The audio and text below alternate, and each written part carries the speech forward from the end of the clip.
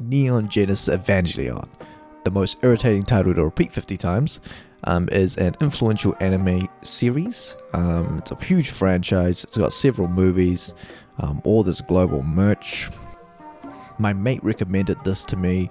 He was like, this is the most essential anime to watch. This is like the John the Baptist of animes. This is the one that came before. So I watched it, and like 5 minutes into the movie, the main character is jacking off to a girl in a coma. He was right. It really did come before. But I disagree with his methods. Like, he had gloves on when he was jacking off. It's pretty messed up. Like, that's way too Silence of the Lambs for me. Way too clinical. Medicine and wanking do not go together. Unless he's doing like a medical version of The Stranger. Anyways, this show came out in the 90s, and as you can tell, it was a big deal. It's about these 14-year-old kids who pilot these biomech called Avis and fight an invading alien race codenamed the Angels. But they ain't your standard angels. Legit, one of them is just like an angry polyhedral, but he's probably one of the cooler looking ones for sure. Also, why do the kids have to be a certain age to pilot these robots? Like, they always have to be an exact age. They have to be 14.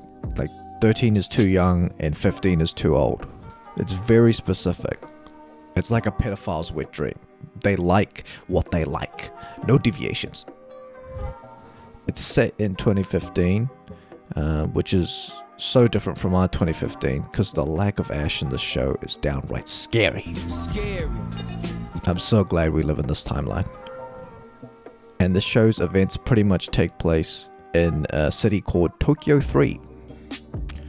It's got everything that a normal city would have, you know, parks, takeaways, Japanese underwear dispensers, and also the ability to descend underground on command, which is great when you're trying to defend the human race.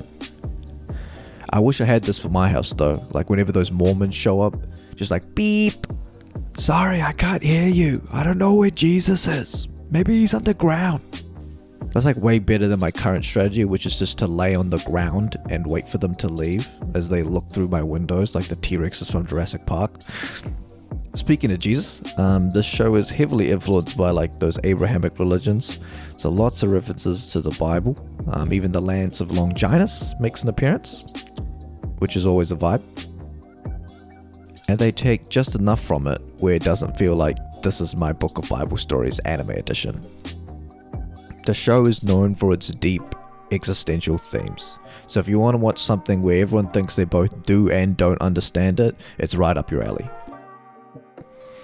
Fair warning, this anime is disturbing, so don't watch it if you're depressed or if you're a kid.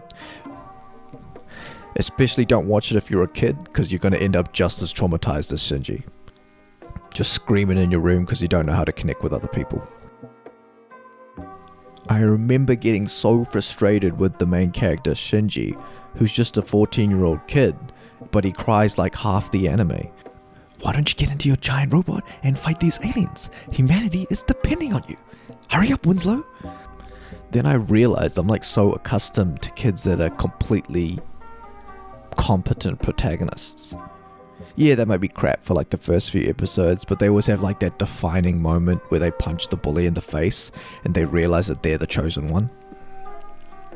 But not this anime. This anime treats kids like kids. You throw a kid into a war zone, he's going to be mentally challenged. And that's where this anime shines. It's because of the characters and their internal conflicts. Like all of the main characters have huge defining problems. Like Shinji, he's got daddy issues.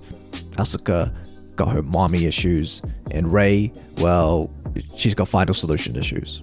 And they're all fighting a war together, and they're just kids, acting like kids. Shinji got a better test result than me. Let him save the world today. The fate of humanity is bleak. But it's got those aesthetics. Some of the scenes in the anime are amazing. Everything is so grand, or brutal, or detailed, and meaningful. And other things are just mundane and just weird. The only thing I got annoyed at is I feel like the show suffers from like budget constraints. Like, cause I was eating while I was watching the show, and I thought I accidentally paused the show, but it was just a long ass scene where nothing was moving. Like, they are rare scenes, but they do sneak up on you. So that's pretty much Ava. Overall, I give the show an edgy high school depression out of 10. Definitely watch it if you're into the anime genre. Otherwise, do what you want.